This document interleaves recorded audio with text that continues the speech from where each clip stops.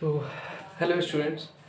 आज हम लोग बात करेंगे क्लास 11th के टॉपिक बाइनोमियल थ्योरम के बारे में। इससे पहले आप लोगों ने शायद बाइनोमियल थ्योरम को पढ़ रखा होगा।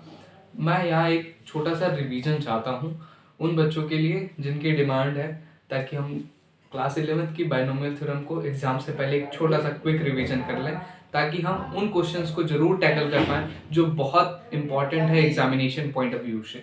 ओके, सो यहाँ पे आपके पास बाइनोमियल थ्योरम का एक इंट्रोडक्शन है। मैं एक छोटी सी बात बता देना चाहता हूँ। जो बच्चे अभी तक नहीं भी जानते होंगे, इस लेक्चर को पढ़ने के बाद उन्हें बिल्कुल बखूबी समझ आएगा what is binomial theorem. So binomial theorem is what about, हमने इससे पहले हमने फॉर्मूला पढ़ा है क्लास 9th में या 6th 7th 8th में कि a प्लस बी का होल स्क्वायर क्या होता है, a प्लस बी का होल क्यूब क्या होता है, या a प्लस बी की पावर 4 की वैल्यू क्या होती है।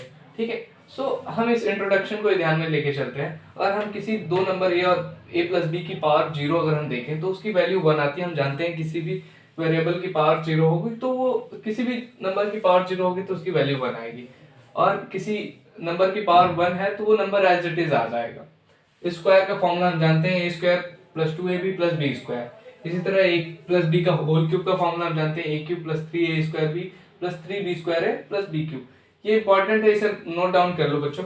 और इसके बाद बहुत इंपॉर्टेंट चीज क्या आती है। अब बच्चे सोचेंगे ये क्यों बता रहे हैं, तो इसके पीछे छुपा है बेसिक बाइनोमियल थ्योरम। क्या? वो ये कि हम जानते हैं कि ये चीजें होती हैं, लेकिन कैसे आई, कैसे इसकी एग्जिस्टेंस होती है, कैसे हम समझेंगे कि ये कैसे फाइंड आउट किया गया, तो उसके लिए हम पढ़ते हैं बाइनोमियल थ्योरम। सो ये एक बेसिक सा आपको फंडामेंटल इंट्रोडक्शन कह लीजिए, जिसमें हम ये समझ पा रहे हैं कि बेसिकली बाइनोमियल थ्योरम हम पढ़ क्यों रहे हैं। बाइनोमियल थ्योरम हम इसलिए पढ़ रहे हैं ताकि हम बड़े बड़े नंबरों का एक्सपेंशन समझ सकें, किसी भी नंबर को हम तोड़ के एक्सपेंड कर सकें, चाहे जितने भी बड़ी पावर हो। ठीक है, इस चीज को फाइंड आउट करने के लिए बाइनोमियल थ्योरम का यूज किया गया। सो इस चीज को नोट डाउन करो, फिर आगे मैं बताता हूँ, आगे बात करता हूँ।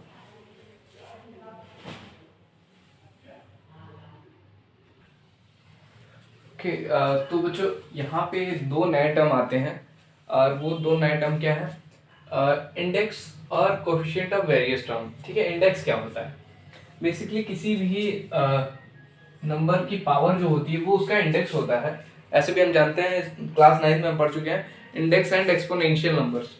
ठीक है, तो पावर को हम इंडेक्स बोलते हैं, और जो हमारा एक्सपेंशन आता है उसमें जो कोफिशिएंट होता है नंबर्स का, जैसे अभी हमने थोड़ी देर पहले लिखा ए प्लस बी का होल स्क्वायर, तो हम जानते हैं कि क्या होता है, a square plus 2ab plus B square इसके इक्वल, इसका कोफिशिएंट 1, इसका कोफिशिएंट 1 और इसका कोफिशिएंट 2। ठीक है, उसी चीज को यहाँ लिखा गया है। और यहाँ एक बहुत इंपॉर्टेंट और कह सकते हैं इंटरेस्टिंग सा रिजल्ट देखने को मिलता है कि जब इंडेक्स 0 था तो वैल्यू 1 आई, कोफिशिएंट 1 आया। जब इंडेक्स 1 था तो 1 और 1 दो कोफिशिएंट टूटे a प्लस बी के फॉर्म में। जब 2 था तो a स्क्वायर बी स्क्वायर और 2ab, मतलब उनके कोफिशिएंट 1 2 1 हो रखे हैं। ऐसे ही 3 को तोड़ा हमने, जब पावर 3 को जब हमने एक्सपेंड किया तब ये मिला, और पावर 4 को एक्सपेंड किया तो हमें ये मिला। ठीक है, आई थिंक आप लोग इस चीज को समझ पा रहे होंगे। जैसे मैंने अभी बताया, ए प्लस बी का होल स्क्वायर क्या होता है, a square plus 2ab plus B square, और यहाँ देख सकते हैं इसका कोफिशिएंट 1, इसका कोफिशिएंट 1, इसका कोफिशिएंट 2। इसी चीज को मैंने यहाँ लिख दिया है, दैट्स इट। तो इससे एक इंपॉर्टेंट सा इंटरेस्टिंग सा रिजल्ट देखने को मिलता है, और वो ये है कि इस 1 से हमें दो चीजें मिली टूट के, वो मिली 1 और 1। ठीक है, और जब हम इस 1 और 1 को ऐड किए तो हमें इस 1 और 1 को ऐड किया हमने तो हमें मिला 2। ठीक है, इन दो 1 को ऐड किया तो हमें बीच वाला मिला कोफिशिएंट 2। इसी तरह हमने इन दो कोफिशिएंट को ऐड किया तो हमें मिला 3, फिर इन दो कोफिशिएंट को ऐड किया तो हमें मिला 3, इन दो कोफिशिएंट को हमने ऐड किया तो हमें मिला 4, इन दो कोफिशिएंट को हमने ऐड किया तो हमें मिला 6, और इन दो कोफिशिएंट को हमने ऐड किया तो हमें मिला 4। इस इंपॉर्टेंट कह सकते हैं इंटरेस्टिंग सा रिजल्ट है सारे वेरियस टर्म्स में। जैसे जैसे आप बढ़ते जाते हैं एक पास्कल ट्रायंगल बनता है, जैसे पास्कल ट्रायंगल का नाम दिया गया।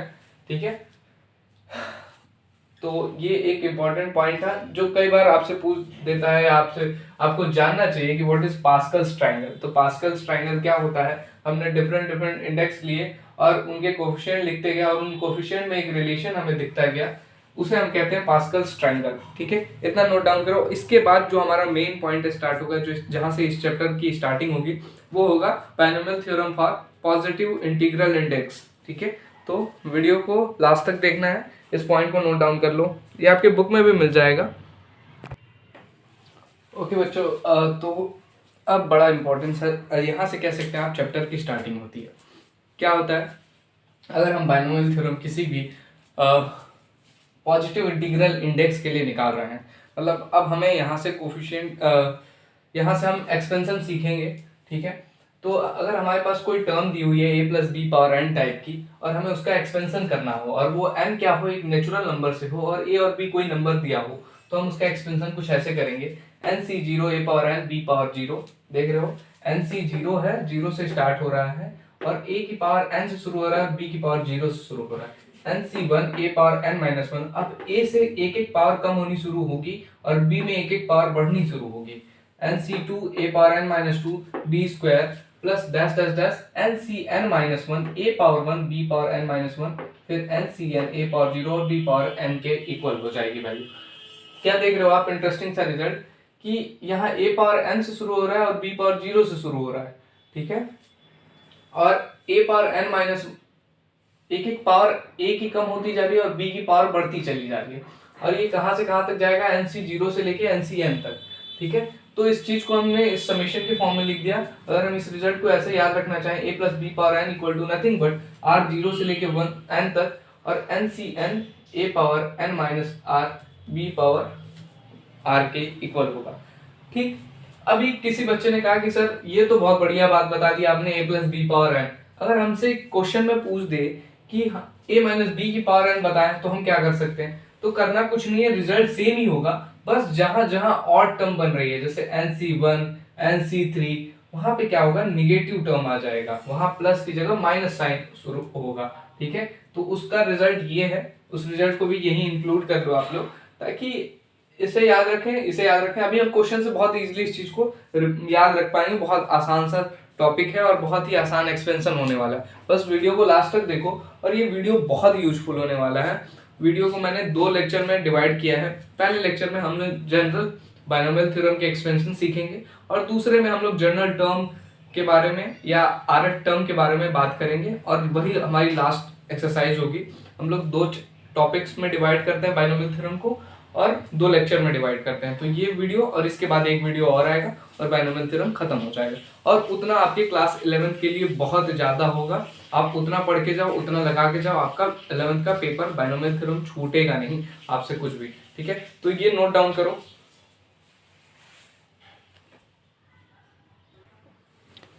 ओके स्टूडेंट, सो अब कुछ इंपॉर्टेंट रिजल्ट के बारे में बात करेंगे, और ये हमारा कुछ लास्ट सा थ्योरी है।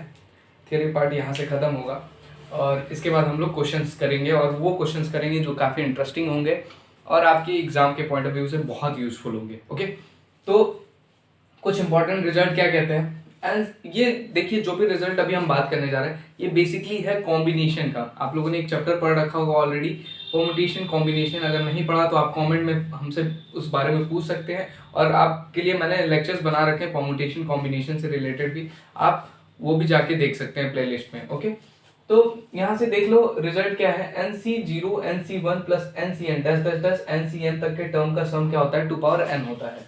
दूसरा रिजल्ट क्या है कि nc0 minus nc1 plus nc2 minus, मतलब अल्टरनेट प्लस माइनस जब चलता रहे, तो उसकी वैल्यू क्या होगी, बायनोमियल एक्सपेंशन में, कॉम्बिनेशन में कह सकते हैं, क्या होगी, 0 के इक्वल होगी। और अगर हम केवल इवन टर्म का कॉम्बिनेशन निकालें, nc0 nc2 nc4, या फिर ऑड का निकालें, तो वो 2 पावर n माइनस 1 के इक्वल होती है। ये बेसिकली कॉम्बिनेशन चैप्टर से रिलेटेड थ्योरम से, जिसका यूज होगा क्वेश्चन में बायनोमियल थ्योरम में, इसलिए हम इस टॉपिक को पढ़ रहे हैं। ओके, अब एक क्वेश्चन बनता है जो बहुत इंपॉर्टेंट है, बच्चे नहीं ध्यान देते, एमसीक्यू में इससे क्वेश्चन बनता है, अक्सर बनता है।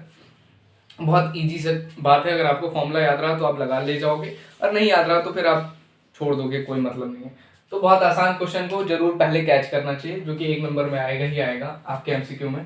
If n is a positive odd integer, अगर कोई n पॉजिटिव ऑड इंटीजर है, तो हम क्या कह सकते हैं कि a plus B power n plus a minus B power n, हम a plus B power n plus a minus B power n का अगर एक्सपेंशन कर रहे हैं, उसमें नंबर ऑफ टर्म देख रहे हैं, तो नंबर ऑफ टर्म किसके इक्वल होगा, n प्लस 1/2 के इक्वल होगा।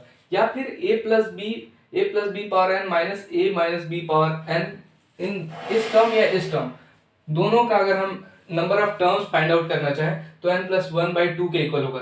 कब? जब n हमारा एक पॉजिटिव ऑड इंटीजर होगा। लेकिन इवन में यही बातें अप्लाई नहीं होगी। अगर इवन रहा तो यहाँ सेकंड केस देखते हैं, और सेकंड में भी दो केसेस देखते हैं।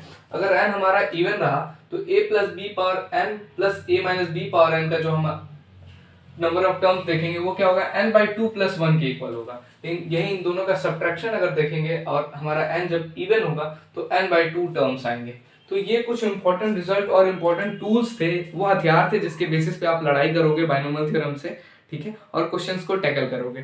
तो इस चीज को नोट डाउन करो। अभी तक जितनी बातें बताई है वो बहुत इंपॉर्टेंट है, फॉर्मूला वाइज, थियरी वाइज। तो ये मत समझो आप कि अभी तक जो पढ़ा वो बहुत इररिलेवेंट है, सर क्या शुरू में इतना थियरी बताने लगे, लेकिन बहुत इंपॉर्टेंट है, ठीक है। तो इतना नोट डाउन करो। इसके बाद जो हम स्टार्ट करेंगे, अब केवल क्वेश्चन से खेलेंगे और वहीं पे जो भी होगा हमारा इंपॉर्टेंट चीज जो आपके एग्जाम के पॉइंट ऑफ व्यू से इंपॉर्टेंट होगा उसे सीखेंगे। लेकिन ये फॉर्मूला भी उतना ही इंपॉर्टेंट है। अगर फॉर्मूले नहीं आ रहे हैं आपको तो आप नहीं कर पाओगे, ठीक है। तो इन फॉर्मूलों को नोट डाउन करो और इसे याद करने की कोशिश करो। तो आपके सामने दो इंपॉर्टेंट क्वेश्चन है, बेसिक है, बहुत बेसिक है। अगर आपको ये क्वेश्चंस नहीं आ रहे हैं तो दिक्कत है, अब जब मैं बताऊंगा तब, ठीक है। तो अब इम्पॉर्टेंट है कि यहाँ से सीखना शुरू करें। अभी तक थियरी थी, आई नो बच्चे आप लोग क्या कर रहे होगे कि थियरी वाले पार्ट को स्किप कर रहे होगे या छोड़ के आगे बढ़ रहे होगे, या बहुत लोग नोट डाउन कर रहे होंगे। लेकिन इंपॉर्टेंट है थियरी, क्योंकि क्या होता है मैथ्स में थियरी आप नहीं जानोगे तो फिर क्वेश्चन नहीं समझोगे। लेकिन कुछ बच्चे ऐसे भी होते हैं जो क्वेश्चन के थ्रू समझते हैं थियरी को, तो उस चीज़ के लिए ये इंपॉर्टेंट सा क्वेश्चन है और यहीं से आपका कॉन्सेप्ट बिल्डअप होगा, ठीक है। तो बहुत सिंपल सा क्वेश्चन है और ऐसे क्वेश्चन से स्टार्ट होता है बाइनोमियल थ्योरम। तो हमारे पास दो टर्म दिए हैं, ये अलग अलग क्वेश्चन है, एक मैं बताऊंगा, एक आप खुद से ट्राई करेंगे। हमारे पास इसका एक्सपेंशन हमें करना है, जहाँ x does not equal to 0 है वो अंडरस्टूड भी, अगर x यहाँ 0 के इक्वल हो गया तो ये अनडिफाइंड हो जाएगा टर्म, ठीक है। तो हमें इसका एक्सपेंशन करना है। तो अभी हमने एक फॉर्मूला पढ़ा, क्या पढ़ा हमने फॉर्मूला पढ़ा, क्या पढ़ा, a plus B power n का एक्सपेंशन हमने पढ़ा, क्या पढ़ा, nc0 a power n b power 0 plus nc1 a power n minus 1 b power 1 plus dash dash dash so on ncn minus 1 a power 1 b power n minus 1 plus ncn a power 0 और b power n के equal. ये पढ़ा हमने formula. यहाँ पे apply करते हैं। हमें पता चल रहा है कि n की जगह हमारे पास क्या गिवन है, 4 गिवन है। a की जगह हमारे पास हम कह सकते हैं, a की जगह हमारे पास क्या गिवन है, x² गिवन है, और b की जगह क्या गिवन है, 3/x गिवन है। इतनी बातें बहुत बहुत बेसिक लेवल पे जाके मैं बता रहा हूँ क्वेश्चंस को बच्चों, तो आप इन क्वेश्चंस को बड़ा ध्यान से समझिएगा, ठीक है। तो ठीक है, अब हम इसका एक्सपेंशन करने की कोशिश करेंगे, ठीक है। तो nc0 यहाँ क्या है, 4, n की वैल्यू क्या है 4, तो 4c0 a पावर n की वैल्यू क्या है 4 है, b पावर 0 मतलब b की पावर 0, किसी भी नंबर का पावर 0 क्या होगा, वैल्यू 1 के इक्वल आएगी, तो मैं उसे नोट डाउन नहीं कर रहा हूँ, ठीक है। प्लस 4c1 a की पावर n माइनस 1, 4 में से 1 गया तो क्या हो गया 3, और b की पावर 1, b की पावर 1 मतलब 3/x की पावर 1, ठीक है। बहुत बेसिक से बता रहा हूँ।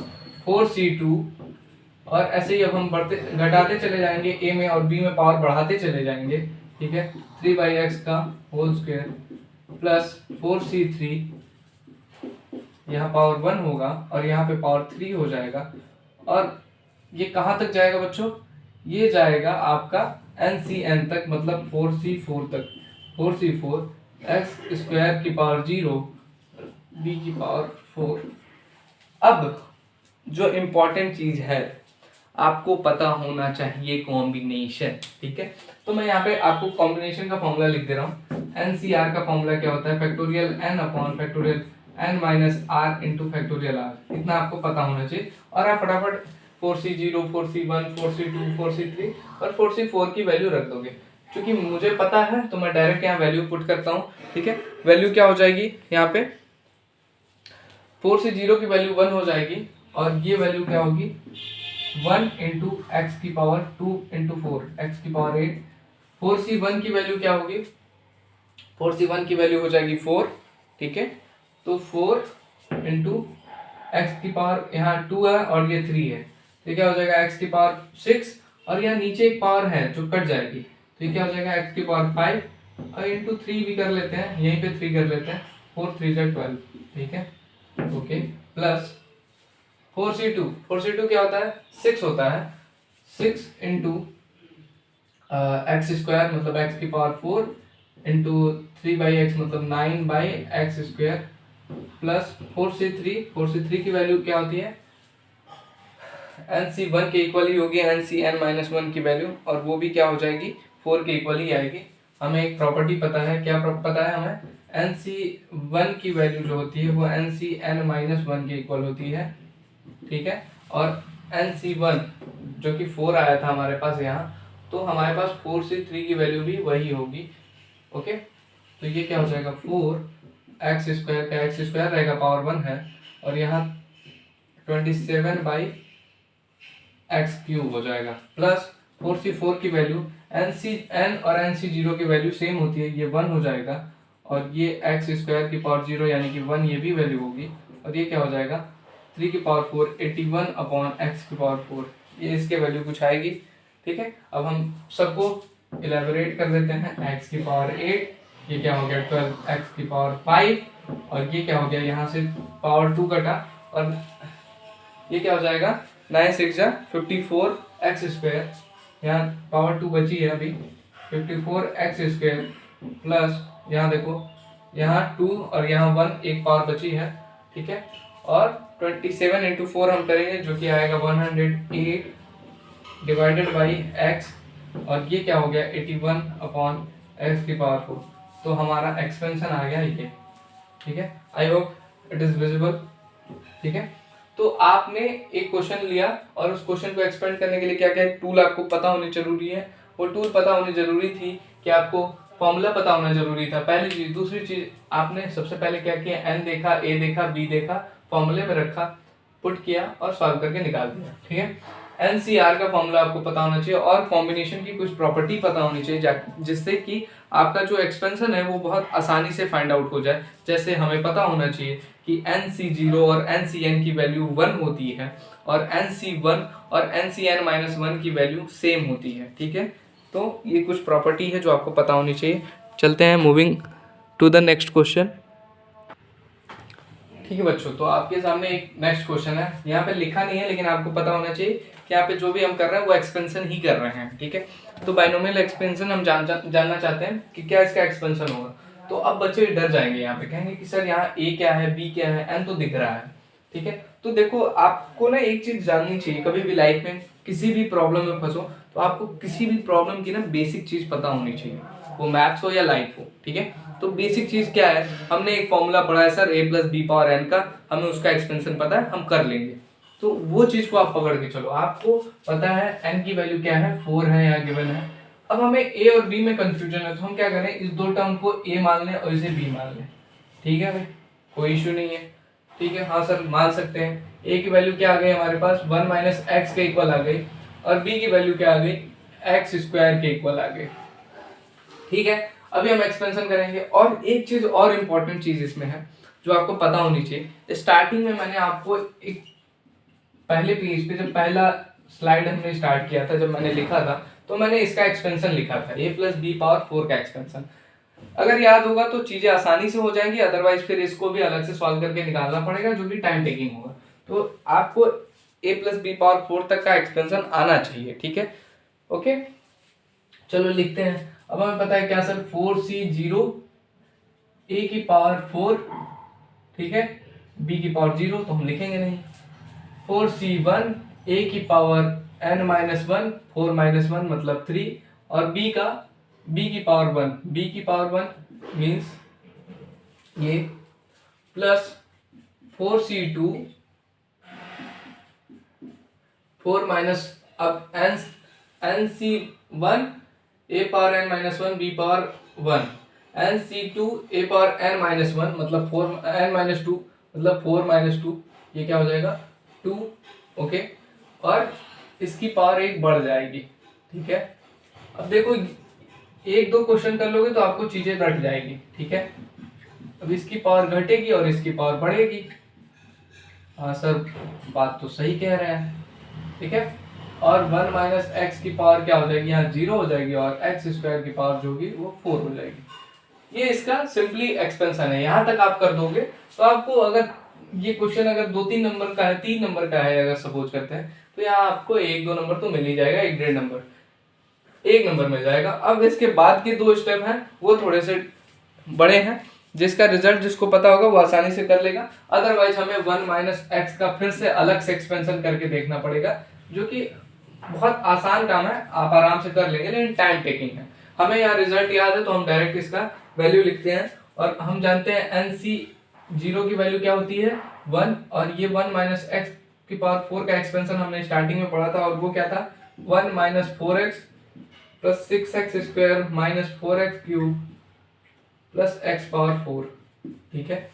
इसी तरह 4 माइनस 1, अभी हमने 4c1 की वैल्यू पढ़ी, 4c1 की वैल्यू क्या होती है, वो होती है 4 के इक्वल, और a माइनस बी का होल क्यूब हम जानते हैं a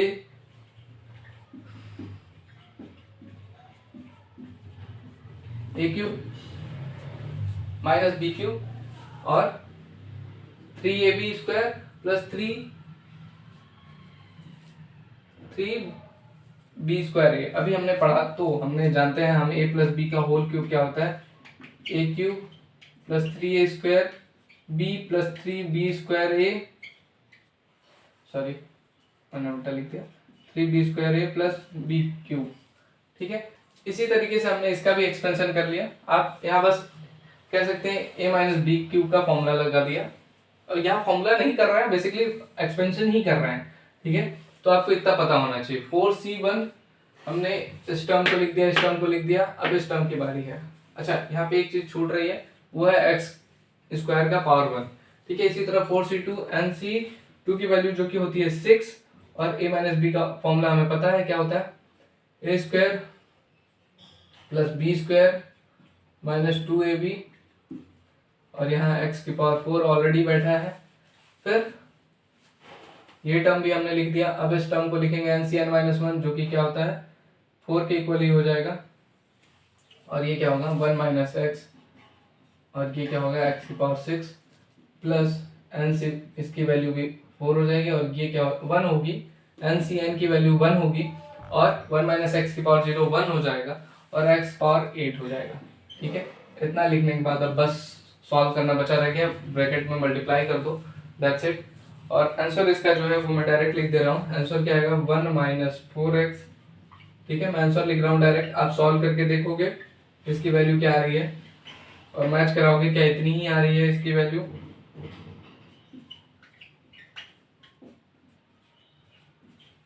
थोड़ा बड़ा सा एक्सपेंशन है, यह आपकी प्रैक्टिस के लिए मैंने डाला था इस क्वेश्चन को, ठीक है। आई होप आपको ये क्वेश्चन समझ आया, ठीक है। क्वेश्चन में कुछ नहीं था, आपको सिंपल सा एक एक्सपेंशन दिया था, 1 माइनस एक्स को हमने a माना, एक्स स्क्वायर को b माना, पावर 4 n की वैल्यू दी थी, फॉर्मूले में रखा, सॉल्व किया, और इसका एक्सपेंशन हमें पता था तो हमने डायरेक्ट लिख लिया। अदरवाइज नहीं भी पता होगा तो हम इसका एक्सपेंशन इजीली कर सकते हैं उसी बाइनोमियल थ्योरम का यूज करके। मैं आपको यहाँ कुछ रटवाना नहीं चाहता, मैं चाहता हूँ आप चीजों को लॉजिकली करें, बट कई बार टाइम बचाने के लिए हमें इसका एक्सपेंशन पता होना चाहिए, ठीक है, जो कि मैंने स्टार्टिंग में लिखा। दैट्स इट, इसे नोट डाउन करो। अच्छा, तो find the number of term, number of term पता करना है हमें इस क्वेश्चन में। x प्लस ए पावर 51 माइनस एक्स माइनस ए पावर 51। जिस बच्चे ने स्टार्टिंग में मेरी थ्योरी को ध्यान से सुना या नोट डाउन किया, समझा उसने, तो उसे इसका आंसर दिख रहा होगा। और वो आंसर क्या है, मैंने स्टार्टिंग में एक थ्योरम बताया कि अगर x plus B power n minus a minus B power n, अगर ऐसा कोई फॉर्मेट दिया हो और हमारा n जो हो ऑड हो, n क्या हो ऑड हो, तो सिंपली उसमें नंबर ऑफ टर्म कितने होते हैं, नंबर ऑफ टर्म जो होते हैं n प्लस 1/2 के इक्वल होते हैं, और वो हमें यहाँ आसानी से दिख रहा है। 51 टोटल पावर दिए, इंडेक्स 51 दिया है 1, और इसको जैसे ही डिवाइड करोगे क्या आएगा 26 टर्म्स टोटल में होंगे हमारे पास, ठीक है। तो नंबर ऑफ टर्म इस तरीके से आसानी से निकाला जा सकता है, ठीक है। इस चीज़ के बारे में आपको पता होना चाहिए, फॉर्मूला ही है। एक नंबर में एमसीक्यू में ये आने के चांसेस बहुत ज़्यादा हैं क्वेश्चन के, बट आपको ध्यान देना होगा, तब जाके ये क्वेश्चन आपको आएगा। आपको फॉर्मूले याद होने चाहिए। कुछ और अच्छे मज़ेदार क्वेश्चन करेंगे 4-5 इस सेशन में, और उसके बाद हम लोग इस सेशन को एंड करेंगे 4-5 क्वेश्चन। वही 4-5 question exam point of view से बहुत इंपॉर्टेंट है। अभी जो मैं बता रहा हूँ वो सब बेसिक है, बेस बना रहा हूँ, लेकिन अब जो पढ़ाऊंगा वो NCERT, RD Sharma, ML Agarwal, ISC board या फिर सीबीएसई बोर्ड या फिर कोई भी स्टेट बोर्ड हो, बहुत इंपॉर्टेंट क्वेश्चंस हैं वो सारे, ठीक है। तो इसे नोट डाउन करो। आपसे एक क्वेश्चन ये पूछा जा सकता है, बहुत सिंपल सा क्वेश्चन है। इस क्वेश्चन की जगह कुछ भी हम बना सकते हैं, 101 की power 5 and so on many things, बहुत कुछ बन सकता है इस टाइप के क्वेश्चन। हमारे सामने एक क्वेश्चन पूछा गया जिसके 1 या 2 नंबर में आने के चांसेस बहुत ज़्यादा हैं। क्या कहता है 99 की पावर 4 की वैल्यू क्या होगी, या फिर उस क्वेश्चन को ऐसे भी पूछ सकता है एक्सपेंड 99 पावर 4। तो हम क्या करेंगे, हम जानते हैं कि 99 किस नंबर के नियर होता है, 100 के नियर होता है। 100 माइनस 1 पावर 4, हम इसे ये भी कह सकते हैं। और अभी हम जानते हैं कि हमें इसका एक्सपेंशन पता है। कैसे पता है, हमें पता है a माइनस बी की पावर n का एक्सपेंशन, ठीक है। हम इसका एक्सपेंशन इसी फॉर्मूले से करेंगे, और वो क्या हो जाएगा, वो हो जाएगा nc0 100 पावर 4, ओके, माइनस। याद रखना जब भी बीच में माइनस हो तो जो भी ऑड टर्म्स बनेंगे उस टर्म्स के पहले क्या होगा, माइनस लगा होगा। तो प्लस माइनस का बड़ा ध्यान देना जब आप माइनस कर रहे हो किसी एक्सपेंशन में, तो ठीक है। इसीलिए ये क्वेश्चन डाला भी है कहीं ना कहीं अपने इस प्रैक्टिस सेट में, ठीक है। 4c1 100 की पावर 3 और 1 की पावर क्या हो जाएगा, 1 हो जाएगा। और 1 की पावर लिखने का कोई खासा मतलब नहीं है, बस मैं आपको बता रहा हूँ एक्सपेंशन कैसे करते हैं। फिर प्लस होगा 4c2 100 का स्क्वायर, ठीक है, और 1 का स्क्वायर, ठीक है, प्लस 4c3, सॉरी प्लस नहीं होगा, ऑड टर्म आ गया, फिर से ऑड टर्म आ गया, तो हम 4c3 और 100 की पावर 1 इंटू 1 की पावर 3 कर देंगे, और लास्ट टर्म 4c4 100 की पावर 0 जिसे हम लिखेंगे नहीं, और 1 की पावर 4, ठीक है। अब हम इसकी वैल्यू जानते हैं, फटाफट वैल्यू पुट कर दें। nc0 की वैल्यू 1 होती है, और 100 की पावर 4 को हम लिख सकते हैं 10 टू द पावर 8। 100 को लिख सकते थे 10 का स्क्वायर, और स्क्वायर पावर 4 क्या हो जाएगा 8, माइनस 4c1 की वैल्यू जो होगी 4 होगी, और ये क्या हो जाएगा 10 की पावर 6 हो जाएगा, ठीक है, प्लस 4c2 की वैल्यू हम जानते हैं 6 है, और ये क्या हो जाएगा 10 टू द पावर 4। 1 की वैल्यू से हमें कोई लेना देना नहीं, माइनस 4 इंटू 10 का स्क्वायर हो जाएगा, और प्लस 1 हो जाएगा लास्ट में। इन सारी वैल्यूज को जब सॉल्व करेंगे तो हमारे पास वैल्यू आएगी। इसको हम सॉल्व कर सकते हैं, ठीक है। आप सॉल्व करिएगा। 10 बेसिकली क्या है, पावर्स को एक्सपेंड करना है, या जीरो बढ़ जाएंगे। आप जब फाइनली सॉल्व करोगे तो आंसर आएगा 960599601, ठीक है। आप इसे सॉल्व करके चेक करिएगा, ठीक है। आई होप चीज़ें विजिबल हैं और आपको समझ आ रही है, ठीक है। और एक और छोटा क्वेश्चन, उसके बाद चलेंगे कुछ 3-4 बड़े क्वेश्चंस की ओर, ठीक है, जहां से हमारा आधा बाइनोमियल थ्योरम खत्म होगा, ठीक है। तो ये क्वेश्चन करो, और इसके बाद 3-4 बढ़िया क्वेश्चन आने वाले हैं। क्वेश्चन आपसे क्या पूछा है, which number is larger, 1.2 power 400 और 800, इन दो नंबर्स में से लार्जर कौन है, ठीक है। आधे बच्चों को जब ये क्वेश्चन मिलेगा तो वो सोचेंगे ये बाइनोमियल थ्योरम का क्वेश्चन है भी या नहीं, पता नहीं मुझे, ठीक है। आपको पता होना चाहिए कि हम इस क्वेश्चन को बाइनोमियल थ्योरम से बहुत आसानी से कर सकते हैं, ठीक है। ये सब छोटे छोटे प्रॉब्लम है जो आपके एमसीक्यू और 1 नंबर के क्वेश्चन में आने के चांसेस हैं, 2 नंबर के क्वेश्चन में आने के चांसेस हैं, ठीक है। अभी हम कुछ प्रूविंग से रिलेटेड प्रॉब्लम करेंगे जो बहुत इंपॉर्टेंट है और मैंडेटरी है, कह सकते हैं कि वो एग्जाम का फेवरेट्स है, ठीक है। उन क्वेश्चंस को इस क्वेश्चन के बाद हम डील करेंगे। फिलहाल इस क्वेश्चन को कैसे हम करेंगे, तो हमें समझ आ रहा है कि 800 को एक्सपेंड करने से कोई फायदा नहीं है। 1.2 को एक्सपेंड करके देखते हैं, शायद कुछ मिल जाए। तो 1.2 को हम लिख सकते हैं 1 प्लस 0.2 पावर 4000, बिल्कुल लिख सकते हैं सर। अब बच्चे कहेंगे सर 4000 C0 4000 C1 इन सब की वैल्यू कैलकुलेट करना तो बहुत रिस्की है, बहुत बड़ा है, हमसे हो नहीं पाएगा। मैंने कहा नहीं, आओ देखते हैं क्या होता है। NC0 4000 C0 और A की पावर n, n क्या 4000 है, प्लस बाकी b की पावर तो 0 ही होता है, प्लस 4000c1, ओके 4000c1, और क्या हो जाएगा 1 की पावर 4000 माइनस 1, और 0.2 की पावर क्या हो जाएगा 0.2 की पावर 1 हो जाएगा, ठीक है। यहाँ 0.2 की पावर 1 हो जाएगा, और 1 की पावर 4000 माइनस 1 कुछ भी आएगा, वैल्यू तो 1 ही आनी है, ठीक है। बस इतनी से एक्सपेंशन, प्लस आगे हम जान रहे हैं कि कुछ पॉजिटिव टर्म आएगी। क्या आएगी? Positive term. हम आगे निकालेंगे ही नहीं, आगे हमारी जरूरत ही नहीं है, हम इतने पे ही काम अपना निकाल सकते हैं। वो NC0 की वैल्यू क्या होती है? 1 होती है सर, ठीक है सर। ये वैल्यू क्या आती है? 1 होती है, और हम इसका मल्टीप्लाई 1 की पावर कितने में भी करेंगे 1 ही आएगा, ओके सर। 4000c1, NC1 की वैल्यू क्या होती है? n के इक्वल होती है। किसके इक्वल होती है? n के इक्वल, मतलब इसकी वैल्यू क्या आएगी? 4000 आ जाएगी, ओके। फिर 1 की पावर कुछ भी आया, हमें 1 ही मिलना है। 0.2 की पावर 1 यानी 0.2 ही मिलेगा, और प्लस कुछ टर्म और आएंगे, प्लस क्या होंगे? कुछ पॉजिटिव टर्म्स और होंगे जिनका हमने एक्सपेंशन किया नहीं है तो लेकिन किया नहीं है हमने, ठीक है। अब यहीं से आपको दिखाई दे रहा है 1 प्लस, इसमें जब मल्टीप्लाई करोगे आप तो ये क्या हो जाएगी वैल्यू? 4 टू जाए 8, और यहाँ पॉइंट से मल्टीप्लाई हो रहा है तो ये 800 के इक्वल हो जाएगा, प्लस पॉजिटिव टर्म, ठीक है सर, प्लस पॉजिटिव टर्म। इसका मतलब क्या है? ये दो एक्सपेंशन ही, दो पावर ही हमने जब तोड़ा तो ये वैल्यू 801 के इक्वल आ गई, प्लस पॉजिटिव टर्म अभी और भी आएंगे, और भी ये वैल्यू बड़ी ही होगी। तो ऑब्वियस सी बात है, ये दो वैल्यू का अभी हमने एक्सपेंशन किया तो ही क्या आ गया 801, जो कि 800 से बड़ा है। इसलिए हम कह सकते हैं 1.2 power 4000 is always greater than 800, ठीक है। और यहाँ हमने अपनी बात को प्रूव कर दिया। ये एक आसान सा छोटा सा क्वेश्चन था, ठीक है, आपको आना चाहिए।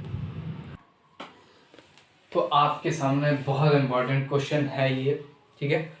ऐसे क्वेश्चन आएंगे, जरूर आएंगे, और वैल्यू चेंज करके आ सकता है, या फिर एज इट इज यही क्वेश्चन उठ के आ सकता है आपके एग्जाम में, ठीक है। क्या कहता है क्वेश्चन आपसे कि यूजिंग बाइनोमियल थ्योरम का यूज करते हुए इवैल्यूएट दिस टर्म, इन दोनों टर्म को निकालना है, फाइंड आउट करना है, hence so that the value of this lies between this. मतलब पहले इसकी वैल्यू निकालेंगे, फिर हमें प्रूव करना है कि ये जो वैल्यू है, ये वैल्यू वो लाई करती है 152 और 153 के बीच, ठीक है सर। हमें बेसिक चीज पता है, हम क्वेश्चन देख के डर तो जरूर रहे हैं, लेकिन आपसे कहेंगे नहीं कि हमें डर लग रहा है, ठीक है। ओके चलो, तो मान लेते हैं आपको डर नहीं लग रहा है, और हम इसका एक्सपेंशन करने का आता है। तो सर हमें तो बेसिक चीज पता है, और वो ये पता है हमें कि हमें एक्सपेंशन पता है किसी पॉजिटिव टर्म का और किसी भी नेगेटिव टर्म का। हम इतना जानते हैं, इसके हवाले आप जो हमसे कराना चाहे करा लो, बट ये नहीं पता है कि ये कैसे प्रूव होगा इसके बीच में, ठीक है। तो चलो हम जानते हैं इसका एक्सपेंशन क्या होता है। अब देखो, किसी भी यहाँ a की जगह √3 है और b की जगह 1 है, 1 की पावर चाहे कुछ भी करते रहो, हमें कोई फर्क नहीं पड़ता। तो हम 1 को नेग्लेक्ट करके ही चलेंगे अपने प्रूफ में, क्योंकि 1 की पावर कुछ भी आया यहाँ पे कोई लेना देना नहीं है, ठीक है। मल्टीप्लाई हो जाएगा तो वो वैल्यू इनिशियली लास्ट में एट द एंड कोई फर्क नहीं पड़ेगा 1 की किसी भी वैल्यू से, ठीक है। चलो तो देखते हैं क्या हो जाएगा यहाँ पे। 5c0 √3 पावर 5 प्लस ऐसे ही चलते जाएगा 5c1 √3 पावर 4। देखो बीच में 1 की पावर्स भी आएंगी, लेकिन 1 की पावर से कोई फर्क नहीं पड़ेगा। अभी मैं इस टर्म को एक्सपेंड कर रहा हूँ, ये याद रखना, ठीक है। इसके बाद 5c2 √3 power 3 plus dash 5c5, ठीक है, √3 पावर 0 हो जाएगा। ये इतना टर्म आ गया, हमें पता है। माइनस, अभी याद रखना कि ये निगेटिव टर्म है, तो जहां जहां ऑड पावर आएगी वहां वहां पे वैल्यू निगेटिव होगी। तो आओ चलो देखते हैं, इसकी वैल्यू में भी 1 है, तो हमें 1 से फिर से कोई लेना देना नहीं। तो यहाँ माइनस बाहर लगा है, याद रखना माइनस बाहर लगा है, ठीक है, ये वाला माइनस। अभी 5c0, ठीक है, √3 पावर 5, यहाँ कोई दिक्कत नहीं, लेकिन जैसे ही NC1 होगा वैसे ही निगेटिव आ जाएगा। 5c1 √3 power 4 plus 5c2 √3 power 3, ठीक है, minus 5c3 √3 power 2 plus 5c4 √3 power 1 और माइनस 5c5 और √3 की पावर कुछ भी करो 0 ही आएगी वैल्यू, ये वैल्यू 1 आ जाएगी। ठीक है, तो ये वैल्यू 1 हम डायरेक्ट लिखते रहे। अभी कुछ इंटरेस्टिंग दिख रहा होगा, क्या इंटरेस्टिंग दिख रहा होगा, देखो एक्सपेंशन तो बड़ा सेम सा हो रहा है, लेकिन आप एक चीज देख रहे हो, जैसे ये माइनस, ये ब्रैकेट खुलेगा, ये जहां जहां प्लस है वो माइनस, जहां जहां माइनस है वो प्लस बन जाएगा, और जो प्लस में है वो माइनस में आ जाएगा। तो जैसे ही ये होगा वैसे ही क्या होगा, कुछ टर्म्स कटेंगी, तो जो माइनस में है उसको छोड़ के सब कट जाएगा। तो अभी जो माइनस में दिख रहा है उसको छोड़ के सब कटेगा, तो ये कटेगा, ठीक है, ये कट जाएगा हमारा टर्म, ओके। और क्या कटेगा, 1 2 1 2 3 टर्म कट जाएगा, 5c1 5c5 और 5c3 ये बचेगा, ठीक है। काटो भाई, जो प्लस में है उसको काट डालो इधर वाले प्लस से, तो ये कटे, यहाँ क्या कटा है, ये कटा, ठीक है, और बाकी कुछ यहाँ बीच का टर्म कटेगा। बच क्या रहा है, जो भी बच रहा है वो डबल अब बचेगा, कुछ यहाँ पे है और माइनस माइनस मिलके प्लस बना दे रहा है, तो वो 2 टाइम्स बचेगा हमारे पास, जो भी बचेगा वो 2 टाइम्स बचेगा। तो क्या बच रहा है हमारे पास, 2 टाइम 5c1, ये बच रहा है 2 टाइम 5c1 √3 प्लस 5c3 √3 की वैल्यू हाँ √3 प्लस 5c5 बच रहा है, जहाँ 1 की √3 0 हो जाए जो 1 हो जाएगा, ठीक है। अब जैसे ही इसको सॉल्व करोगे तो अभी देख रहे हो √3 मतलब ये क्या हो जाएगा, 9 के इक्वल हो जाएगा। तो अब वैल्यू लिखते जाओ, 2 5c1 की वैल्यू होती है 5 और ये हो जाएगा 9 प्लस 5c3 की वैल्यू क्या हो जाती है, वो हो जाती है 10 के इक्वल, और √3 का स्क्वायर क्या हो जाएगा 3, और 5c5 NCN की वैल्यू होती है 1 हो जाती है। तो यहाँ पे कोई डाउट ही नहीं है, ये 1 हो जाएगा। अब इसको जैसे ही हम सॉल्व करेंगे ये वैल्यू आ जाएगी 152। वाह कमाल हो गया, 152 आ गया। कुछ तो रिलेशन था इस बात का, इस बात से कुछ तो रिलेशन था, हाँ सर कुछ तो रिलेशन था कि 152 आ गया। अब हमारे लिए प्रूव करना ये आसान हो जाएगा कि √3 + 1/5 की जो वैल्यू होगी इन दोनों के बीच में लाई कर रही होगी, ठीक है। देखते हैं कैसे लाई करेगी, ओके। अभी फिलहाल हमें ये पता चल चुका है कि ये वैल्यू किसके इक्वल आई है, 152 के इक्वल, ठीक है। इतनी बातें नोट डाउन करो। हाँ भाई, तो इतनी बातें आपको पता चल गई कि इस वैल्यू को जब हमने फाइंड आउट किया तो वो क्या है, 152 आया। अब बात बोल रहा है कि हमें इसकी वैल्यू निकाल के बताओ कि लाई कर रही है 152 और 153 के बीच में, मतलब इसकी वैल्यू, इट मीन्स कि हमारे पास √3 + 1/5 की वैल्यू हमें लानी है 152। इसको हम इधर ले आते हैं 152, और ये माइनस मिलके प्लस हो जाएगा √3 - 1/5। अच्छा अभी बच्चों आपको एक बात पता है, क्या बताया, हम लोग ट्रिग्नोमेट्री में बहुत पढ़े हैं हाइट एंड डिस्टेंस में कि √3 की वैल्यू क्या होती है, 1.732 के इक्वल होती है। अगर 1.732 में से 1 घटाएंगे तो ऑब्वियस सी बात है वो वैल्यू 1 से छोटी आएगी, और 1 से छोटी वैल्यू की पावर बढ़ाते जाओगे वो वैल्यू 1 और 0 के बीच में ही रहेगी। तो ये 152 हो जाएगा, और ये वैल्यू ऑलवेज लेस देन क्या होगा, 1 होगा, लेस देन 1 होगा, लेस देन 1 होगा। तो हम कह सकते हैं कि ये वैल्यू ऑलवेज जो होगी 152 से 153 के बीच में मिलेंगे हम, ठीक है। तो यही प्रूव करना था, हेंस प्रूव। इसी बात को अपनी लैंग्वेज में लिख देना है आपको, ठीक है। तो ये क्वेश्चन कितना प्यारा था, बहुत बढ़िया क्वेश्चन था। ऐसे क्वेश्चन आने के चांसेस हैं आपके एग्जाम में 3 नंबर 4 नंबर में, ठीक है। तो अभी 2 क्वेश्चन और हम लोग करेंगे, फिर हम इस सेशन को एंड करेंगे, और ये हमारा आधा बाइनोमियल थ्योरम होगा। क्या होगा, आधा बाइनोमियल थ्योरम। इसके बाद हमें जनरल टर्म, मिडिल टर्म, ये सब अगले वीडियो में हम लोग कवर करेंगे। 2 लेक्चर में खत्म करने का पूरा आइडिया था हमारा, ठीक है। अभी इस क्वेश्चन को नोट करो, और 2 क्वेश्चन हम करेंगे, वो 2 बहुत इंपॉर्टेंट क्वेश्चन है, ठीक है। आपके सामने एक बहुत इंपॉर्टेंट क्वेश्चन है। बच्चे कह रहे होंगे यार क्वेश्चन ही इंपॉर्टेंट है इनके लिए, तो हाँ हर क्वेश्चन इंपॉर्टेंट है, इसलिए इंपॉर्टेंट है कि मैं गिन चुन के कुछ ही क्वेश्चन तो लाया हूँ आपके लिए। अब वो क्वेश्चन